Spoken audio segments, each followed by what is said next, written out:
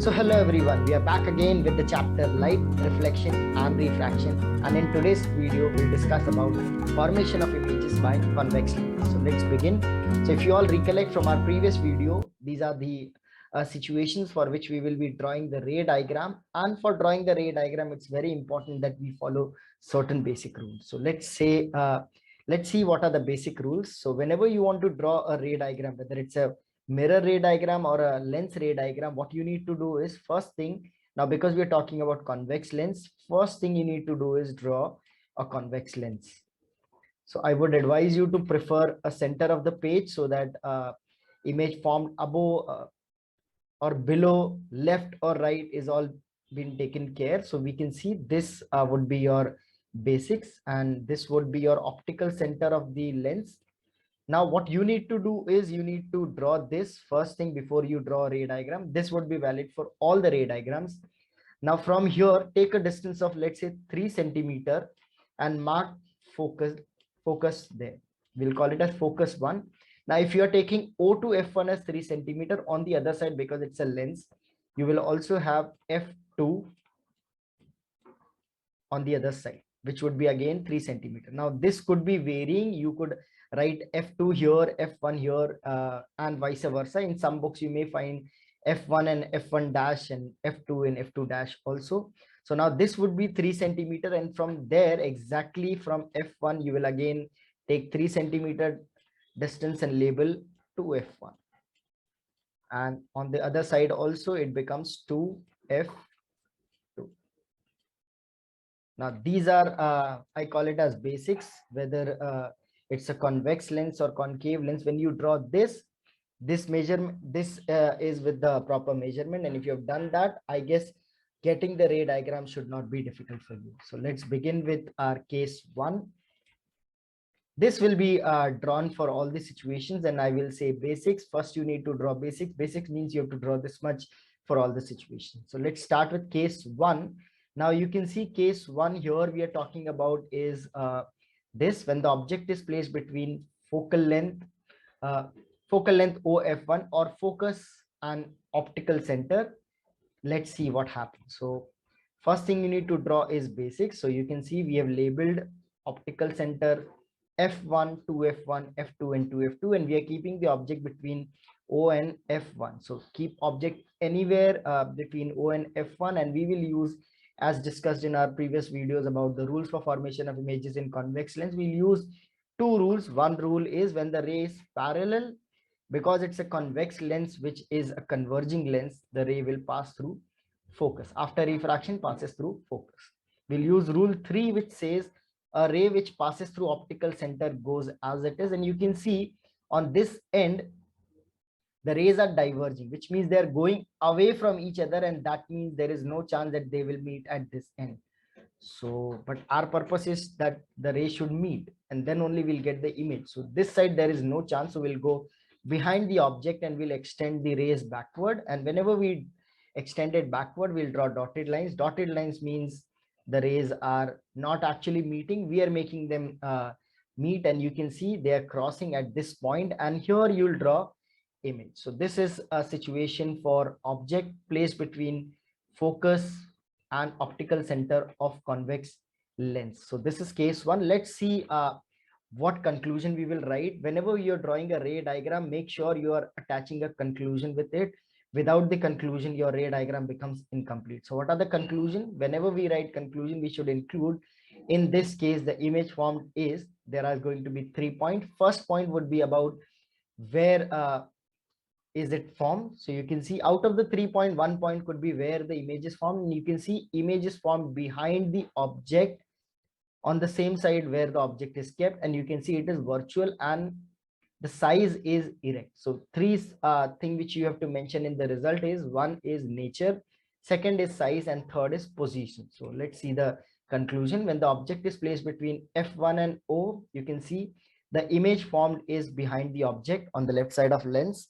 Virtual and erect, we know virtual images are always erect, and the last one is larger than the object, which means magnified. So this is similar to how we have done in concave mirror, case 1, when the object was between pole and focus, and we got the similar result.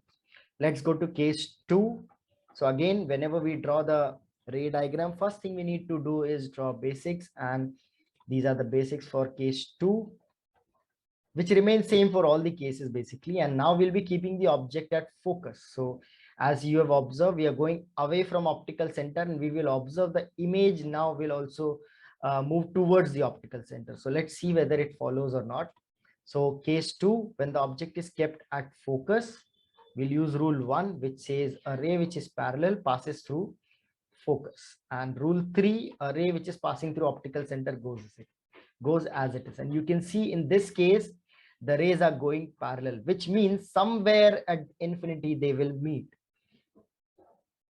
And if they meet at infinity on this side, they can actually meet on this side also. But if they are meeting in the real region, why not take that?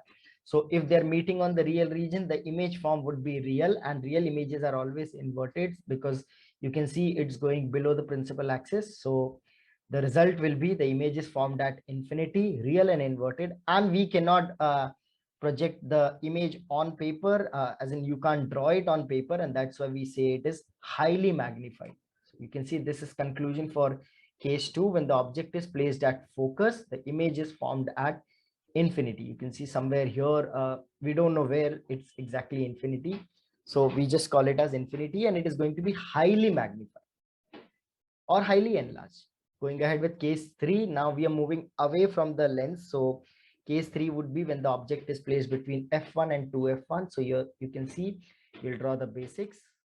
Keeping the object between f1 and 2f1, we'll use rule 1, which is a ray which is parallel after refraction, will not say reflection, after refraction through convex lens passes through focus.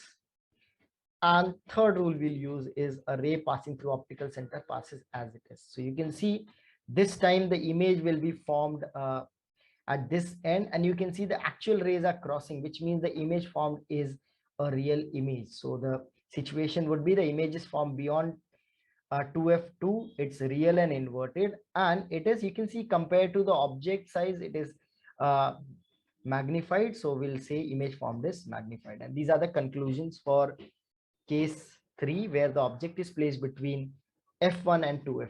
You can see, always make sure you're also labeling object and image. So if object is a b, image becomes a dash b dash. Wherever arrow meet, that becomes your a position. So, and also do not forget to draw the arrows. Those are very important points. Going ahead with case 4, as we discussed, that object will shift away from the lens, and now next case is going to be when the object is kept at 2f1. We'll draw the basics, and after that we'll keep the object at 2f1. We'll use rule 1 again. Rule 1, a ray which is passing parallel to the principal axis after refraction through convex lens passes through focus. We'll use rule 3, which says a ray passing through optical center passes as it is, and we'll observe this time the image is exactly formed at 2f2. And what does that indicate? That this is similar situation of the case in the concave mirror, where we have got the object and image at the same place when the object was kept at center of curvature. So you can see we are going exactly in the similar manner of how we have done for concave mirror. So when the object is at 2f1 for convex lens, image we get it at 2f2. It's a real and inverted and same size. You can see the conclusion here. In this case, the image formed is at 2f2 on the other side of the lens, real and inverted, and of the same size as the object. Going ahead with the next case, and I guess now you will be able to predict what could be the result. As we are going away from the lens, image is coming towards the optical center slowly. We'll draw the basics. We'll keep the object beyond 2f1, and let's see what happened. Rule 1, parallel passes through focus.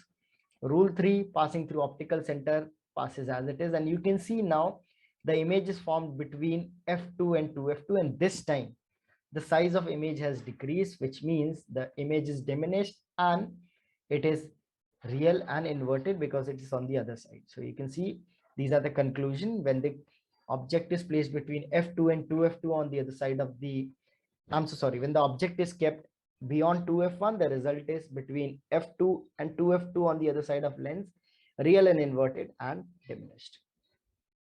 So yes, you guessed it right. The last case is going to be when the object is kept at infinity, and in this case, We don't know what would be the size of object, so we draw a line, an arrow from at an infinity, indicating at an infinity, and we'll draw the parallel rays which after refraction converges at point f2. That's why we also call convex lens as converging lens, and we observe in this case the image formed is at focus f2. It is highly diminished or point size real and inverted. So these were the 6 cases, and if you see the summary in the textbook also, it's given.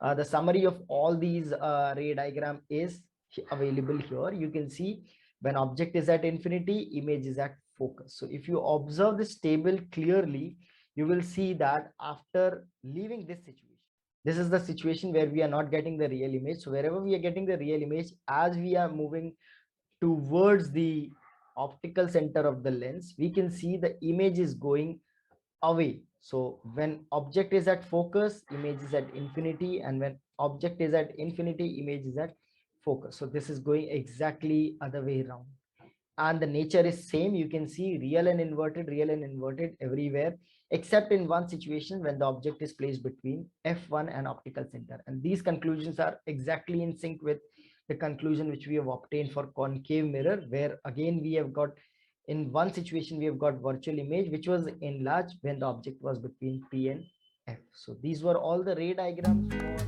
for the convex lens. In the next video we'll be discussing about the rule for formation of images by concave lens. I hope you have understood something. That's it from my end. Thank you and have a great day.